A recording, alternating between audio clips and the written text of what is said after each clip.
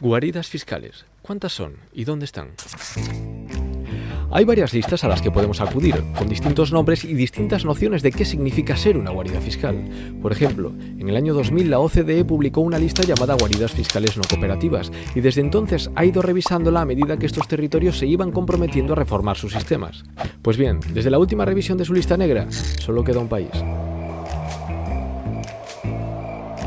Recientemente, la Unión Europea ha publicado una lista con las que llama jurisdicciones no cooperativas en materia fiscal, señalando 60 países.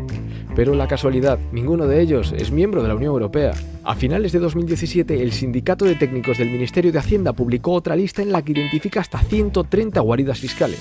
Normalmente estamos preocupados por países vecinos, como Suiza o Andorra, pero es que 6 guaridas fiscales son miembros de pleno derecho de la Unión Europea.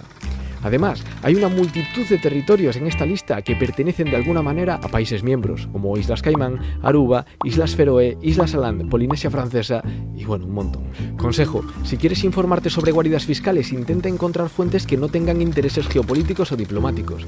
Y estos han sido solo unos ejemplos. En la descripción de este vídeo te recomendamos otras listas que te pueden ser útiles.